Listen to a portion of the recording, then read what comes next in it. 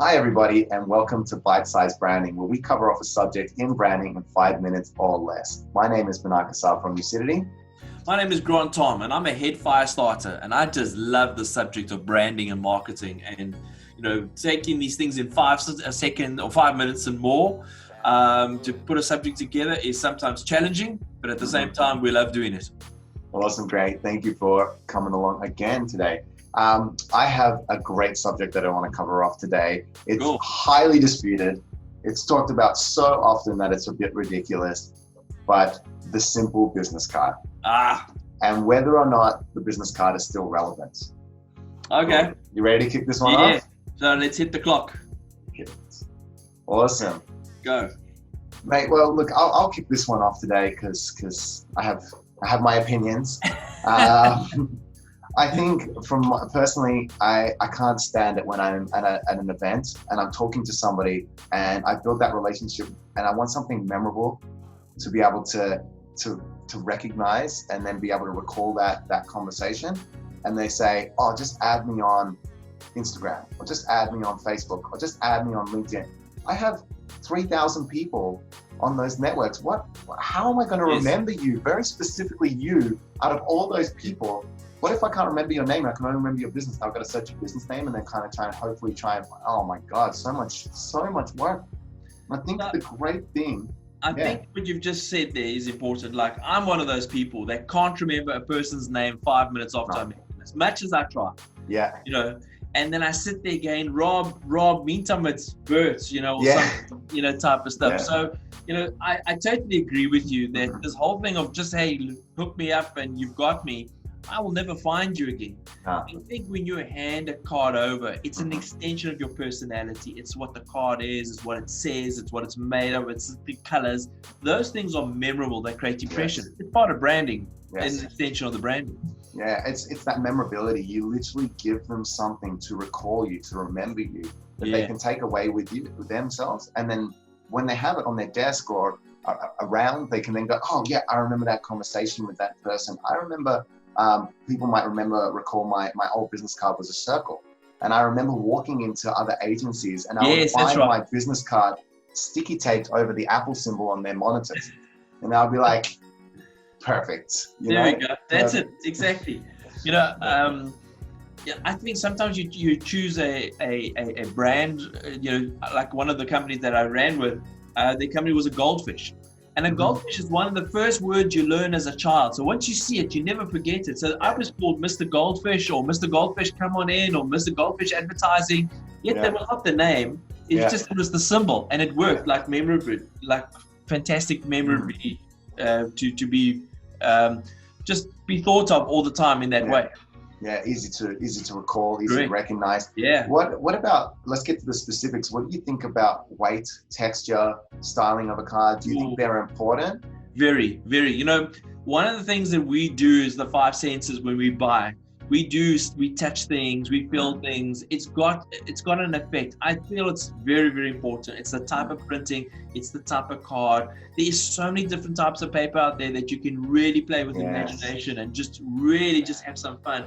It is overlooked. I do appreciate that. It's a pain to get produced, but once you've got it, I think there's nothing nice when you take something away for someone to just research a little bit later. I don't think it's a pain at all. Yeah, actually, in saying that, a lot of people probably haven't looked at it in a long time either. A lot of your embellishments that you can get on paper, your UV spots, now you can get raised UV to give kind of like a 3-dimensional texture. You can get digital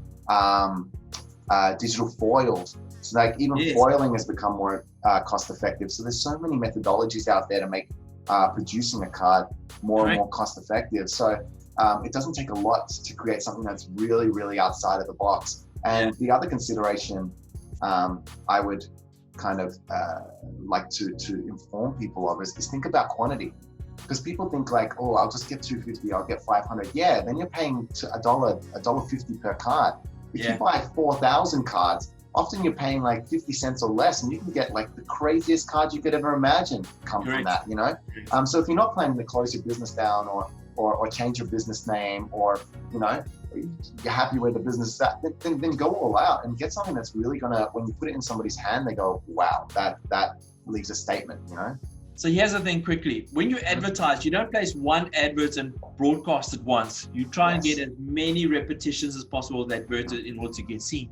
Exactly the same with a business card. If you hold them in your pocket or keep them back in the box at your office, it's not going to do anyone any good. You've got to be out there dishing it out. All that you're going to ensure is you're dishing them out to the right people. And look, I would wrap it up by saying, because we've got another 15 odd seconds, just think of it like this. You may have spent $1,000 on business cards, but every time you hand it out, that's 50 cents. If 50 cents closes a $1,000 deal or a $2,000 deal or a $3,000 deal, was it worth handing out 50 cents?